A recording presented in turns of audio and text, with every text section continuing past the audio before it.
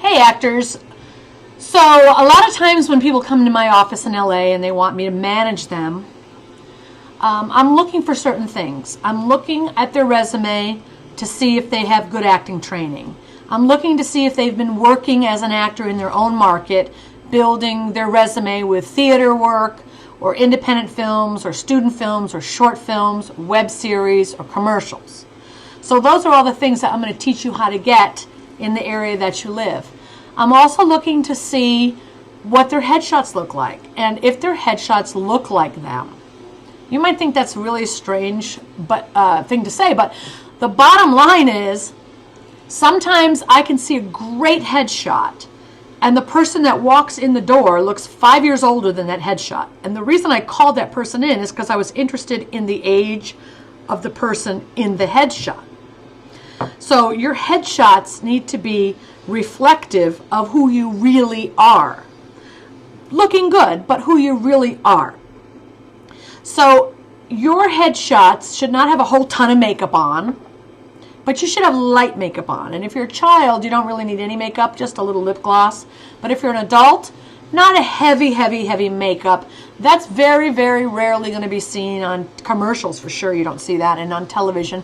Most people don't wear all that heavy glamorous lipstick and dark eyeshadows and all that stuff. That's for magazines, not for television. And if you watch TV, you'll see how people are made up. Yes, they have makeup artists that make them look good, make their skin look even, make their eyes pop, but they don't put an excess amount of makeup on that make them look, like they're lady of the night. And same with men when you're taking your headshots. You want to have your skin look good and look coverage, but you don't want to look nothing like you really look. Your pictures should look like you. It's hard to explain, but I have seen it so many times.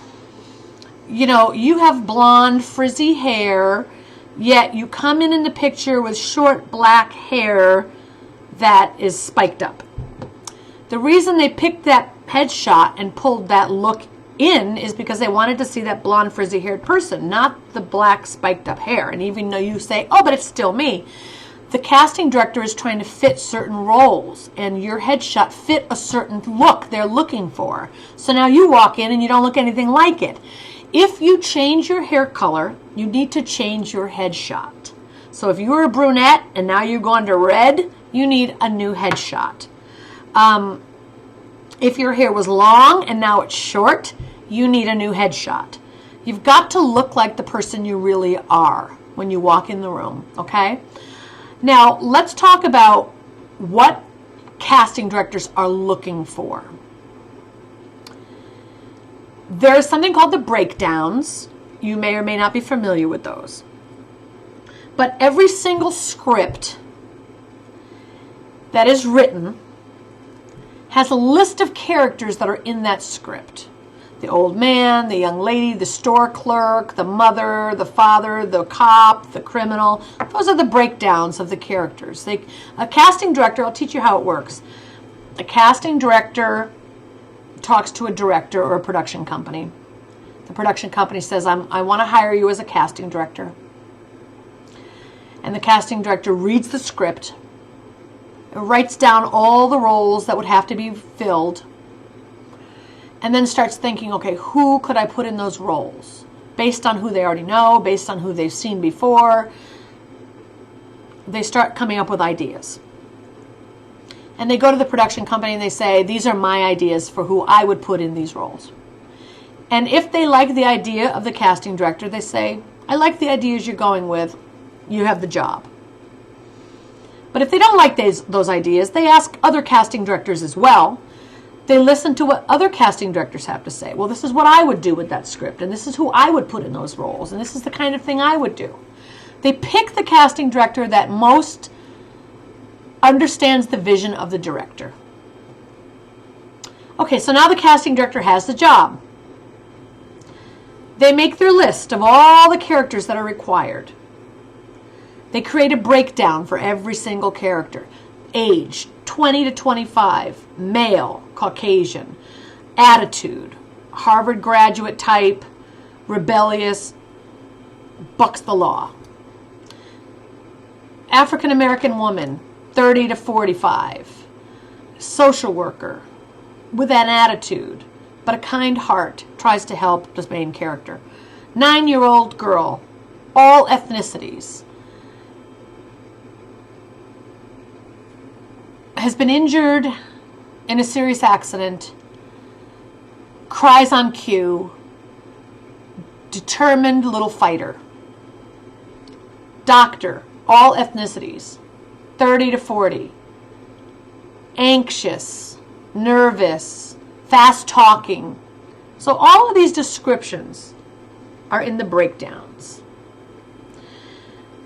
The job of the casting director is to find someone who fits that energy of that character. So if they want a fast-talking, nervous guy who could look like a doctor, that's all they're looking for. The people that walk in that room need to look like that, doctor, and they need to be fast-talking, nervous, energy kind of people. Can't be someone slow and laid back, man. Hey. Can't do that. Doesn't fit. The casting director takes that list of all of the jobs that are available and sets them online on the breakdowns. The breakdowns are an official list that all managers and agents get, and we pay for it every month, a couple $100, in order to get access to all those jobs. The casting director will call people in they already know by reaching directly out to those agents and saying, you represent so-and-so, I'd like to see him for this role.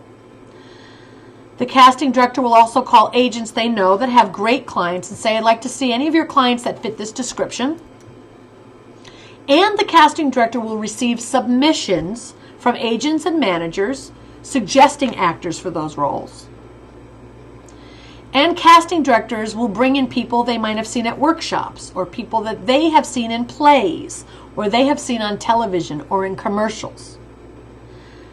And they will schedule those people to come in every 5 minutes. So a schedule will go out and they will see people every 5 minutes. Now, the only people they're going to bring in are people they feel have the essence or the look of that character. So, no, you can't play everything. Let's say it's a doctor with a bad attitude who's rebelling and doesn't follow directions. That's the breakdown. The guy needs to look like a doctor, but he also needs to look like he has an edge and he doesn't really follow directions and he's kind of argumentative and has a badass attitude. That doesn't mean he goes into the interview with an attitude. It means when he starts doing his role in his lines, he has an attitude and he's a badass.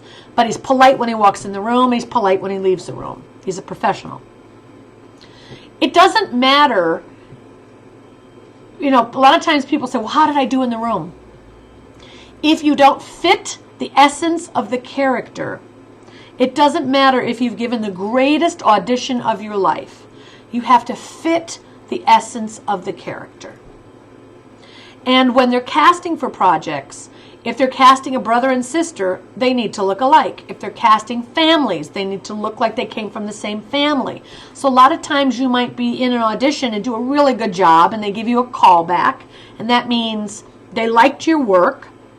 Come back in again, do exactly what you just did, because now we want to show the producers what you did. Wear the same clothes, wear your hair the same way, and do the same work. If you get a callback and they love it, then the producers are going to look at it. And if they like it, you're in the running. You're being highly considered for the job. But if they have to match you to a family, you got to look like whoever else they're going to cast. Or if they pick you, everyone else has to look like you. So there's a lot that goes into the casting process. Your job as an actor is just to go into the room and be really prepared and do a great job. Okay? We'll talk more about casting in the next video.